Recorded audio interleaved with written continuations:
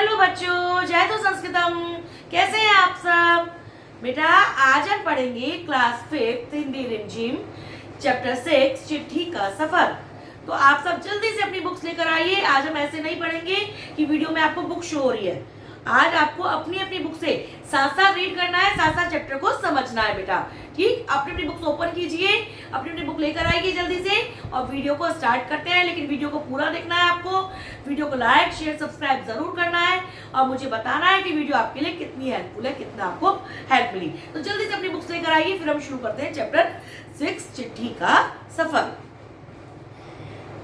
तो चिट्ठी का सफर मीन्स चिट्ठी की यात्रा कैसे चली, चिट्ठी हमारी कहाँ कहाँ गई, कैसे कैसे शुरू हुई, चिट्ठी कैसे लिखी गई। अब देखिए, अपनी 10-12 साल की जिंदगी में तुमने कुछ पत्र तो लिखे ही होंगे। वो लेखक है वो कह रहे हैं कि 10-12 साल क्यों कहा गया, क्योंकि आपका एज ग्रुप जो है वो 10 to 12 ईयर्स ही होता है। कोई बच्चा 10 ईयर्स का, कोई बच्चा 11 ईयर्स का, कोई बच्चा 12 का। इससे ना तो बहुत ज्यादा बड़े बच्चे होते हैं, 15-16 ईयर का कोई बच्चा 5th में नहीं होता और इसी प्रकार 7-8 ईयर का कोई बच्चा 5th में नहीं होता। तो आपकी क्लास के सारे बच्चे मोस्टली 10 to 12 ईयर्स के बीच में ही होते हैं। तो लेखक ने क्या कहा कि 10 से 12 साल की उम्र में आपने कुछ ना कुछ पत्र तो लिखे ही होंगे, किसी ना किसी को तो चिट्ठी लिखी ही होगी। वे पत्र अपने सही पते और समय पर किस तरह पहुंचे होंगे, ये बहुत सी बातों पर निर्भर करता है कि वो कैसे। अब आप भी किसी को अब मान लो आपने मैसेज लिखा किसी को मोबाइल में, तो क्या होता है आप उस पर डालते हो ना, उस व्यक्ति को सेंड करते हो ना व्हाट्सएप पर। तो अब चिट्ठी कैसे पहुंचती है, चिट्ठी भी हमें एड्रेस लिखना होता है वो, लेकिन वो सही पते पर कैसे पहुंचती है, कैसे समय पर पहुंचती है वो, ये कैसे होता है आपको लगता होगा ना कभी। तो जैसे कि चिट्ठी किस स्थान से किस स्थान पर भेजी जा रही है, संदेश पहुंचाने की कितनी जल्दी है, तुमने पूरा और ठीक पता लिखा है कि नहीं, तुमने उस समय पर उस पर डाक टिकट लगाया है कि नहीं आदि। तो ये बहुत सारी चीजों पर डिपेंड करता है, किन किन चीजों पे, कि आप कहाँ से कहाँ पर चिट्ठी भेज रहे हैं, कि आप कौन सा प्लेस है और कहाँ पर आप चिट्ठी भेज रहे हैं। आपको संदेश पहुंचाने की कितनी जल्दी है, मीन्स आप चिट्ठी क्या चाहते हैं कि कितने दिन में पहुंचे, कितनी जल्दी पहुंचे। आपने एड्रेस ठीक से लिखा है नहीं लिखा है, या आधा अधूरा एड्रेस लिखा है, या फिर तुमने उस पर डाक टिकट लगाया है नहीं, जो डाक टिकट लगता है, जो टिकट लगता है वो आपने लगाया है या नहीं। इन बहुत सारी चीजों पर वो डिपेंड करता है। तो क्वेश्चन ये उठता है कि चिट्ठी पर डाक टिकट लगाया क्यों जाए, कि टिकट चिट्ठी पर क्यों लगाए। पूरा और ठीक एड्रेस से क्या मतलब है कि पूरा एड्रेस क्या होता है। जरूरत पड़ने पर संदेश को यदि हमें जल्दी है कि हमारा मैसेज जल्दी से पहुंच जाए तो उसका तरीका क्या है, और यदि हम कहीं से दूर से चिट्ठी भेज रहे हैं तो उससे क्या फर्क पड़ता है, और पास से चिट्ठी भेज रहे हैं तो उससे क्या फर्क पड़ता है। अब हमारे आगे ये वाला क्वेश्चन है, ठीक। तो क्या कहते हैं, कुछ सवालों के जवाब उनके पास होंगे जिन्हें डाक टिकट इकट्ठा करने का शौक रखता होता है। मीन्स कुछ लोग होते हैं जो डाक के टिकट कलेक्ट करते हैं, जिन्हें कलेक्शन का शौक होता है, अलग अलग तरह के टिकट को इकट्ठे करके रखते हैं। तो शायद उनके पास जवाब हो, तो शायद उनके पास जवाब हो जो ये कलेक्शन करते हैं, ठीक। आगे वो एक यहाँ पे इन्होंने 2 लिफाफे बना रखे हैं और दोनों पतों को उन्होंने दिखा है, लिखिए।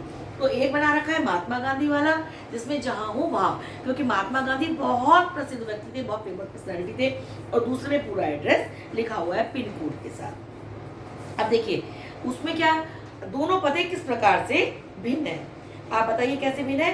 गांधी जी को भेजे गए पत्र में पते की जगह लिखा है महात्मा गांधी जहां हो वहां। जो पत्र महात्मा गांधी को भेजा, महात्मा गांधी कौन थे बेटा, पता है आप सबको, राष्ट्रपिता, हमारे राष्ट्रपिता थे महात्मा गांधी, तो सब जानते थे उनको। तो उस पर क्या लिखा है, जहां हो वहां पत्र पहुंच जाए। जबकि जो दूसरा लिफाफा है उसमें बिल्डिंग का नाम भी लिखा है, इमारत या संस्थान से लेकर शहर तक का नाम लिखा हुआ है। उसमें इमारत का नाम भी लिखा हुआ है, इंस्टीट्यूट संस्थान का नाम भी लिखा हुआ है और शहर का नाम भी लिखा हुआ है। पते में सबसे छोटी भौगोलिक इकाई से शुरू करके बड़ी की ओर बढ़ते हैं। मीन्स सबसे छोटी भौगोलिक इकाई क्या होती है, जैसे मान लीजिए हमारे घर में, हमारा एक घर है, ठीक, हमारा घर किस गली में है, ठीक, फिर किस मोहल्ले में है, ठीक, फिर किस जिले में है, फिर किस शहर में है, फिर किस राज्य में, ऐसे करके बड़ी से बड़ी भौगोलिक इकाई मीन्स भौगोलिक दृष्टि से, ज्योग्राफिकल दृष्टि से वो क्षेत्र किस एरिया में आता है, ये सब कुछ लिखा जाता है। कि बड़ी, सबसे बड़ी कौन सी हो गई, देश कौन सा है, फिर राज्य कौन सा है, फिर शहर कौन सा है, ऐसे करके बड़ी से छोटी की ओर नहीं बढ़ते, छोटी से बड़ी की ओर बढ़ते हैं बेटा, ठीक। जैसे सबसे छोटी से बड़ी भौगोलिक इकाई का मतलब क्या हुआ कि घर के नंबर के बाद गली मोहल्ले का नाम, फिर गांव कस्बे शहर के जिस हिस्से में है उसका नाम, फिर गांव या शहर का नाम। तो क्या मतलब हुआ इसका, जैसे मैंने अभी आपको पहले बताया, पहले अपने घर का नंबर जो हमारे हाउस का नंबर होता है वो लिखा जाता है, फिर गली या मोहल्ले का नाम लिखा जाता है, फिर वो गली या मोहल्ला जिस गांव में कस्बे में शहर में हो उसका नाम लिखा जाता है, फिर गांव या शहर का नाम, और उसके शहर के नाम के बाद लिखे अंक को क्या कहते हैं, पिन कोड। पिन कोड बोलते हैं बेटा, जो शहर के आपने देखा होगा एक डिजिट लिखी होती है 24 करके, कहीं पे 27 होता है, ऐसे जो डिजिट लिखी होती है उसको बोलते हैं हम पिन कोड। हर जगह को एक ना एक पिन कोड दिया गया है। ये सोचने लायक बात है कि आखिर पिन कोड की जरूरत क्या है। अब लेखक आगे कहते हैं कि पिन कोड क्यों दिया जाता है, क्या जरूरत है, पिन कोड हमें क्यों लिखना चाहिए और क्यों पिन कोड दिया जाता है, इसकी क्या जरूरत है, इसकी क्या आवश्यकता है। हमारे देश में अनेक ऐसे कस्बे गांव शहर हैं जिनके नाम एक जैसे हैं। अब देखिए, जरूरी तो नहीं है कि कोई गांव या शहर आपके पास है और वही गांव या शहर, उसी नाम का गांव या शहर कहीं और भी हो सकता है। जैसे एक नाम वाले दो व्यक्ति भी हो सकते हैं, ठीक, एक नाम वाले दो शहर भी हो सकते हैं, एक नाम वाले दो गांव भी हो सकते हैं, ठीक। जरूरी तो नहीं है कि एक गांव वाला एक नाम वाला एक ही गांव हो या एक नाम वाला एक ही शहर हो, ऐसा तो कोई जरूरी नहीं होता, एक नाम की एक ही गली हो। तो वो पिन कोड जो होता है वो क्यों दिया जाता है, पते के बाद पिन कोड लिखने से गंतव्य स्थान का पता लगाने में डाक छाटने वाले कर्मचारियों को मदद मिलती है और पत्र जल्दी बांटे जा सकते हैं। पिन कोड लिखने से क्या होता है बेटा कि जो हमारा पिन कोड होता है वो हर जगह का अलग हो, भले एक गली एक नाम से 3-4 गलियां क्यों ना हो, अलग अलग शहरों में, अलग अलग राज्यों में, लेकिन हर जगह का पिन कोड अलग होगा। तो जब पिन कोड अलग होगा तो डाक कर्मचारी जो पत्र छाटने वाले होते हैं उन्हें पिन कोड से पता लग जाता है कि कौन से राज्य के, कौन से शहर के, कौन से मोहल्ले की गली का ये लेटर है, क्योंकि पिन कोड हर जगह का अलग होता है। यदि मान लीजिए सहारनपुर शहर का कोई है लेटर, ठीक, और उसी नाम का कोई गांव कोई गली किसी कानपुर में भी है, तो दोनों का पिन कोड अलग होगा। तो डाक जो कर्मचारी छाटते हैं कि किस एरिया की कौन सी डाक आई है, कौन सी चिट्ठी आई है, उन्हें उस पिन कोड की मदद से पता चलता है कि ये किस एरिया की, किस क्षेत्र की है, और पत्र जल्दी बढ़ जाते हैं। पिन कोड की शुरुआत 15 अगस्त 1972 को डाकघर विभाग ने पोस्टल नंबर योजना के नाम से की। किस नाम से की बेटा, पोस्टल नंबर योजना। पिन कोड को क्या कहा गया, पोस्टल नंबर योजना, ठीक। और क्या हुआ, इसकी शुरुआत 15 अगस्त 1972 से हुई। जाहिर है कि गांधी जी को मिले इस पत्र पर और उन्हें मिले किसी भी पत्र पर पिन कोड का इस्तेमाल नहीं किया गया था। वो कहते हैं कि गांधी जी को जो पत्र भेजा गया था वो चाहे ये वाला पत्र जो आपको दिखाया गया है बुक में, या फिर कोई भी और लेटर, उस पर पिन कोड का इस्तेमाल नहीं किया गया था। क्यों नहीं किया गया था, क्योंकि गांधी जी एक बहुत फेमस पर्सनैलिटी थे, उन्हें पूरा देश जानता था, तो उनके लिए तो कोई कंफ्यूजन था ही नहीं कि कौन से महात्मा गांधी, ठीक। लेकिन जिन और नाम वाले जो अनेक व्यक्ति होते हैं उनके नाम में कंफ्यूजन होता है कौन से नाम वाले व्यक्ति। मान लीजिए मेरा नाम रुचि गुप्ता है, तो रुचि गुप्ता नाम के और भी बहुत सारे लोग होंगे, तो मेरा जो पता है, मेरी जो चिट्ठी है वो मेरे पिन कोड से पहचानी जाएगी कि मेरा पिन कोड ये है, तो ये मेरे शहर में आए। किसी और शहर की होगी रुचि गुप्ता, तो वो उसके पिन कोड से पहचाना जाएगा। तो बेटा इस तरह से पिन कोड की मदद से छाटा जाता है। अब देखिए बीच में हमें पिन कोड का डिस्क्रिप्शन दिया गया है। पिन शब्द पोस्टल इंडेक्स नंबर का छोटा रूप है। पिन जो है पोस्टल इंडेक्स नंबर, PIN, तीनों का पहला लेटर लिया है, उससे वो पिन बना है। तो पिन कोड हमेशा 6 अंकों को होता है, 6 नंबर का होता है बेटा, और हर अंक का एक मतलब होता है। जैसे किसी पर NCERT, जिसकी आपकी बुक होती है NCERT, जो आपकी बुक्स जो होती हैं वो NCERT की होती हैं, तो बेटा उस पर लिखा अंक है पिन कोड 110016, ये लिखा है। तो इसमें पहले स्थान पर दिया गया अंक जो है वो पिन कोड दिल्ली, हरियाणा, हिमाचल प्रदेश, पंजाब या जम्मू कश्मीर का है। जो पहला अंक दिया गया है, जो पहला नंबर है वो दिल्ली का, हरियाणा का, हिमाचल प्रदेश का, पंजाब या जम्मू कश्मीर का है। अगले 2 अंक यानी कि 10, वो क्या बताते हैं कि दिल्ली के उपक्षेत्र, दिल्ली के उपक्षेत्र का है, दिल्ली के ही किसी एरिया का ये कोड है। और अगले 3 अंक 016 जो है वो ऐसे डाकघर का कोड है जहां से डाक बांटी जाती है। मींस पहले हमें राज्य पता चला, पहले अंक से हमें राज्य पता चला, कि कौन सा राज्य है। दूसरे जो 2 अंक है वो क्या डिसाइड करते हैं कि ये दिल्ली कौन से राज्य के कौन से क्षेत्र का है। और तीसरा जो है वो ये बताता है कि कौन से डाकघर से ये चिट्ठी बांटी जानी है बेटा। ठीक, अब आगे वो आपको थोड़ी सी एक्टिविटी दी है कि इलाके का पिन कोड मालूम करो, अपने घर का पिन कोड मालूम, ऐसे करके आपको एक्टिविटी दी गई है। अब देखिए, फर्क सिर्फ पिन कोड का ही नहीं है, समय के साथ डाक सेवाओं में निरंतर बदलाव और विकास होता रहा है। बेटा आप लोग मेरे साथ रीड करते चलिए, इसीलिए मैंने आपको बुक नहीं शो की है, अपनी अपनी बुक लेकर बैठे हैं आप लोग सब, और उस बुक से आप भी रीड कीजिए, मैं भी जैसे रीड करके आपको एक्सप्लेन कर रही हूँ।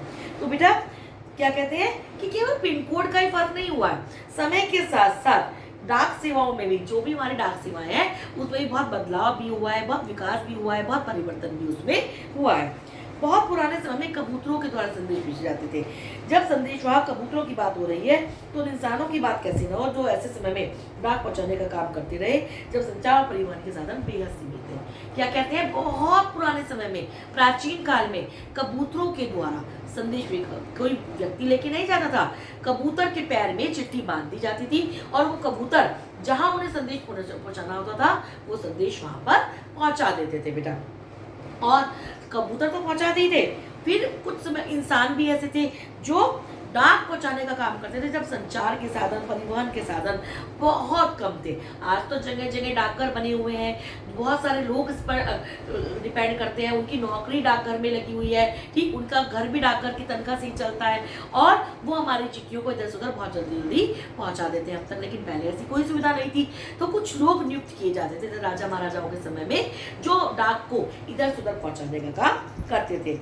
बात हो रही है उन हरकारों की जो पैदल ही आम आदमी तक चिट्ठी पत्री पहुंचाने का काम करते रहे। उन आदमियों को क्या बोलते थे बेटा, हरकारे। क्या बोला जाता था, वो पैदल जाकर ही सब लोगों तक चिट्ठी पत्री पहुंचाते थे। राजा महाराजाओं के पास घुड़सवार हरकारे हुआ करते थे, कुछ लोग तो पैदल लोगों तक पहुंचाते थे और जो राजा महाराजा नियुक्त करते थे चिट्ठी के लिए वो घुड़सवार होते थे, घोड़ा उनके पास होता था, घोड़े पर सवार होकर वो राजा महाराजाओं का संदेश दूसरे राजा महाराजाओं तक पहुंचाते थे। हरकारों को ना सिर्फ हर तरह की जगहों पर पहुंचना होता था बल्कि डाक की रक्षा भी करनी होती थी। हरकारे जो थे वो पहुंचना तो होता ही था, उन्हें जहां भी उनके लिए संदेश होता था वहां उन्हें पहुंचना होता था, पहुंचाना होता था संदेश, साथ साथ उन्हें उस डाक की जो संदेश भेजा जाता था उसकी रक्षा करने की जिम्मेदारी भी उन्हीं व्यक्तियों की होती थी बेटा। डाकू, लुटेरों या जंगली जानवरों की चपेट में आने का डर हमेशा बना रहता था। अब क्या होता था, डाकू ने ना लूट ले, लुटेरे ना लूट ले या कोई जंगली जानवर उन्हें ना खा ले, ये डर उन्हें हमेशा बना रहता था। क्यों? क्योंकि वो हर रास्ते से, जंगलों से भी, सुनसान इलाकों से भी, सब जगह से निकलकर संदेशों को दूसरी जगह तक पहुंचाते थे। और पहले इतने साधन तो थे नहीं कि वो गाड़ी में बैठ के चले गए, ठीक, या वो एरोप्लेन से चले गए, उन्हें तो पैदल या घोड़े पर सवार होकर ही जाना पड़ता था। तो कई बार डाकू लूट लेते थे उन्हें, कई बार चोर डाकू उन्हें मार डालते थे, कई बार जंगली जानवर उन्हें खा लेते थे। तो इन सब खतरों से बचते हुए उन्हें उस संदेश को पहुंचाना होता था जहाँ के लिए वो संदेश भेजा जाता था बेटा।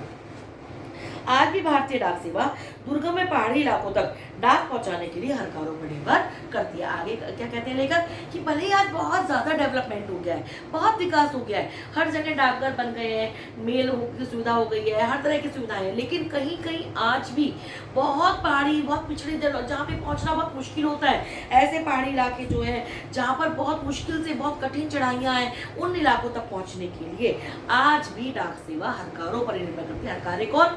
जो पैदल या घोड़े पर सवार होकर डाक को पहुंचाते थे, इंडिविजुअली, व्यक्तिगत रूप से जो डाक को पहुंचाते थे, उन पर आज भी निर्भर करती है। कुछ इलाकों में जो इलाके दुर्गम होते हैं, दुर्गम में जहां जाना बहुत कठिन होता है, जहां पर सरलता से नहीं पहुंचा जा सकता।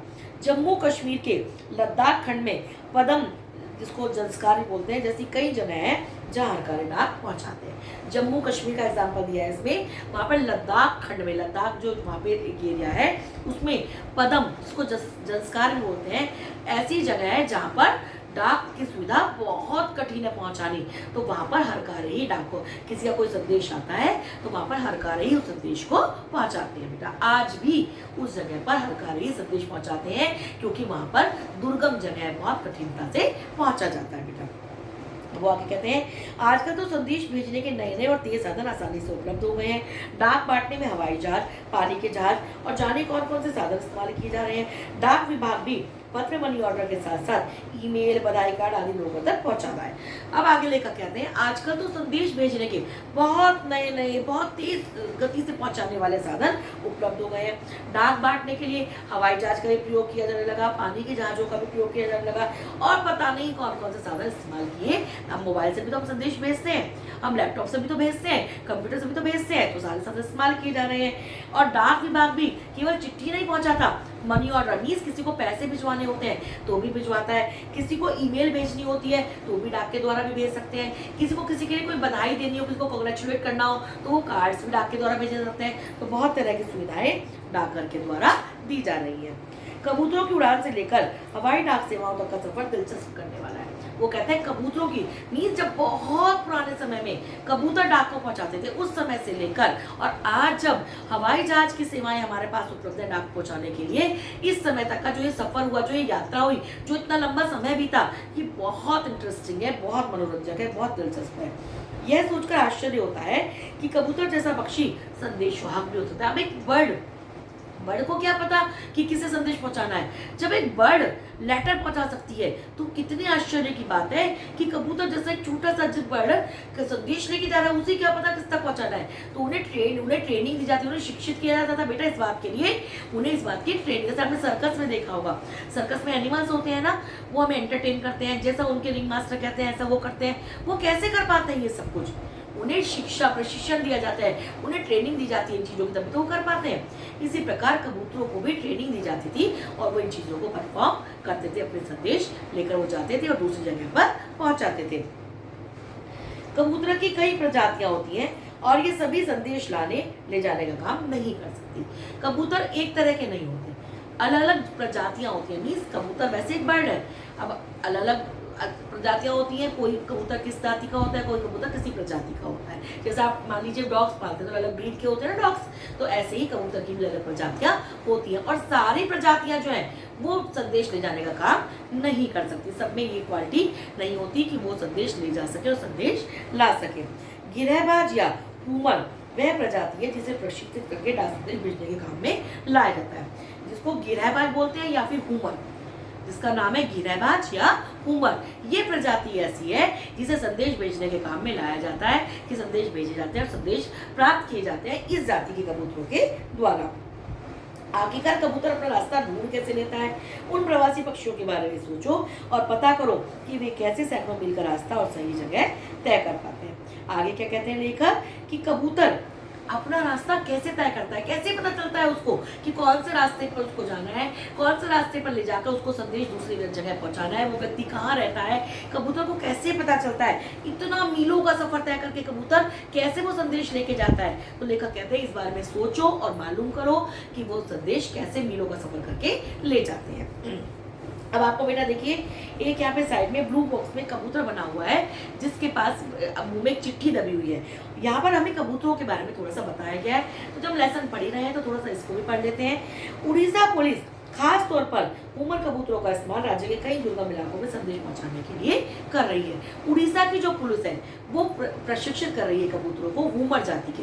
अभी मैंने आपको बताया कि सारी कबूतरों की प्रजातियां संदेश लाने और ले जाने का काम नहीं कर सकती। कुछ स्पेशल प्रजातियां होती हैं जैसे गिरहबाज या हुमर प्रजाति के कबूतर संदेश लाने ले जाने का काम बहुत अच्छी तरह से करते हैं यदि उन्हें ट्रेनिंग दे दी जाए। तो उड़ीसा पुलिस जो है वो कबूतरों को, हुमर जाति के कबूतरों को संदेश लाने ले जाने की ट्रेनिंग दे रही है कि बहुत दुर्गम इलाके जो होते हैं जहाँ पर आराम से डाक सेवा नहीं पहुँच सकती वहाँ पे कबूतर संदेशों को पहुँचा सके। क्योंकि देखिए जो जहाँ पर हम पैदल चलकर नहीं जा सकते, आसमान में तो पक्षी तो उड़ ही सकता है ना, वहाँ पे हेलीकॉप्टर भी नहीं जा सकते ज़्यादा, वहाँ पर पैदल भी नहीं जा सकते, गाड़ियों से नहीं जा सकते, लेकिन पक्षी तो कहीं भी उड़ सकते हैं। तो कबूतरों के द्वारा वहाँ पर संदेश पहुँचाने का काम किया जाता है। कानून व्यवस्था, संकट और अन्य मौकों पर संदेश के लिए कबूतर बहुत ही उपयोगी साबित हुए।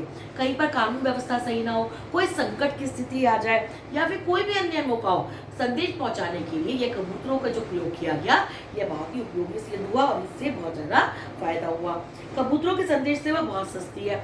अब कबूतर कोई सैलरी थोड़ा लेता है बेटा, अब डाकघर में कर्मचारी होते हैं वो सब सैलरी लेंगे, सरकार को उनकी सैलरी देनी पड़ेगी, ठीक, लेकिन कबूतर तो कोई सैलरी नहीं लेगा, उसको तो खाने खिलाने का खर्चा होता है, केवल ट्रेनिंग दे दी जाती है केवल, तो वो सेवा बहुत सस्ती है, वो कोई खास खर्च मील पर नहीं आता। कौन सा खर्च आता है? केवल जो उन्हें ट्रेनिंग दी जाती है या फिर वो जो भी दाना खाते हैं, केवल इतना खर्च आता है। तो कबूतरों की डाक सेवा जो है बहुत सस्ती है बनिस्बत डाकघरों की सेवा के, क्योंकि उसको तो सबको सैलरी देनी पड़ती है, सारे कर्मचारियों को। इन कबूतरों का जीवन 15 से 20 साल होता है और 8 से 10 साल तक वे बहुत अच्छा काम करते हैं। कबूतरों की आयु छोटी होती है, केवल 15 से 20 साल तक वो जीवित रहते हैं। उनकी जो एज ग्रुप होता है वो केवल 15 से 20 साल होता है, और उसमें भी केवल 8 से 10 साल तक वो बहुत अच्छा संदेश ले जाने का काम कर सकते हैं। सारी उम्र वो ये काम नहीं कर सकते, क्योंकि वो भी तो बूढ़े होते होंगे, उनका भी शरीर थकता है, ठीक। तो वो ये काम सारी उम्र नहीं कर सकते, केवल 8 से 10 साल तक वो ये काम बहुत अच्छे से कर पाते हैं। स्वस्थ कबूतर एक दिन में 1000 किलोमीटर तक का सफर तय कर सकता है। यदि कोई महत्वपूर्ण संदेश पहुंचाना हो तो 2 कबूतरों को भेजा जाता है, ताकि बाज के हमले जैसी अनहोनी स्थिति में भी दूसरा कबूतर संदेश पहुंचा दे। एक जो स्वस्थ कबूतर होता है, ठीक, जो बिल्कुल हेल्दी होता है, वो एक दिन में ही 1000 किलोमीटर की दूरी तय करके संदेश पहुंचा दे। देखिए 1000 किलोमीटर बेटा बहुत लंबा सफर होता है, लेकिन एक स्वस्थ कबूतर उस दूरी को तय करके संदेश पहुंचा सकता है एक दिन में ही। और यदि कोई संदेश बहुत महत्वपूर्ण हो, जिसे लगे कि ये वहां पहुंचना बहुत ही जरूरी है, तो उसके लिए एक कबूतर को नहीं भेजा जाता, 2 कबूतरों को भेजा जाता है। क्यों भेजा जाता है 2 कबूतरों को, कोई बताएगा? 2 कबूतरों को बेटा इसलिए भेजा जाता है कि यदि कोई चील हमला कर दे किसी एक कबूतर पर, तो दूसरा कबूतर तो सुरक्षित रहकर उसको उसका संदेश को पहुंचा दे। यदि वो कबूतर घायल हो जाए, वो कबूतर मर जाए किसी संकट में, कोई चील उस पर हमला कर दे, कोई बाज उस पर हमला कर दे, तो वो कबूतर, दूसरा कबूतर जो बचेगा, वो संदेश को सुरक्षित उस समय तक उस स्थान पर पहुंचा सके जहाँ के लिए वो भेजा गया है। और वो कहते हैं, शायद यह पढ़कर तुम एक ऐसे कबूतर की कहानी पढ़ना चाहो जो दूसरे विश्व युद्ध में संदेश पहुंचाता था। इस कबूतर की कहानी नेशनल बुक ट्रस्ट में अंग्रेजी में छपी एक किताब में दी गई है। वो क्या कहते हैं कि इस शायद ये पढ़कर कि कबूतरों के द्वारा संदेश इतनी अच्छी तरह पहुंचाए जा सकते हैं, तुम्हें लगे कि कोई ऐसे कबूतर की कहानी पढ़े जो कि विश्व युद्ध में भी संदेश पहुंचाता था, विश्व युद्ध की स्थिति में भी तो दूसरे देशों तक संदेश पहुंचाता था। तो इस कबूतर की कहानी जो है वो नेशनल बुक ट्रस्ट की अंग्रेजी में छपी एक किताब में छपी हुई है। और किताब का नाम क्या है बेटा? ग्रे नेक, जो इस किताब के हीरो का नाम भी है। जो ये किताब आपको बताई गई है ग्रे नेक, वो इसके हीरो का नाम है। हीरो के नाम पर इस किताब का नाम रखा गया है ग्रे नेक, और इसमें उस कबूतर की कहानी है जो विश्व युद्ध में डाक पहुंचाता था इधर से उधर। अगर तुम हिंदी में पढ़ना चाहते हो तो क्यों ना नेशनल बुक ट्रस्ट को पत्र लिखो कि इस किताब को हिंदी में भी छापे। आगे लेखक सजेस्ट करता है कि यदि आपको ये बुक पढ़नी है और आप चाहते हो कि हिंदी में इस बुक को पढ़ो, तो आप नेशनल बुक ट्रस्ट को रिक्वेस्ट करो कि वो इस पुस्तक को हिंदी में भी छापे, जिससे आप हिंदी में भी इस पुस्तक को पढ़ सको। कौन सी पुस्तक को बेटा? ग्रे नेक, जिसमें कबूतर की स्टोरी दी हुई है जो दूसरे विश्व युद्ध में संदेश ले जाने का काम करता था बेटा। नीचे आपको एड्रेस दिया हुआ है नेशनल बुक ट्रस्ट का, तो आप चाहो तो वहाँ पर आप लेटर, मेल वगैरह कुछ भी कर सकते हो बेटा। तो बेटा लेसन आपको समझ में आया? आप बताइएगा ये तरीका आपको ज़्यादा सही लगा, या बुक दिखा के पढ़ाने वाला तरीका ज़्यादा सही लगा आपको, या फिर किसी भी तरीके से नहीं, खाली मैं आपको पढ़ के सुनाऊं वो ज़्यादा अच्छा है। आप बताइएगा आपके हिसाब से कैसे करना चाहिए। मैं आपके कमेंट का इंतजार करूंगी बेटा। साथ में वीडियो को पूरा देखिएगा, वीडियो को लाइक शेयर सब्सक्राइब जरूर कीजिएगा। और जैसे आप अपनी बुक खोल के बैठे हैं, उसको आपने चैप्टर को रीड किया है, कम से कम एक बार और चैप्टर रीड कीजिएगा, जिससे आपको चैप्टर अच्छे से समझ में आ जाए और आपकी रीडिंग में बेटा इंप्रूव हो जाए। ठीक है बेटा?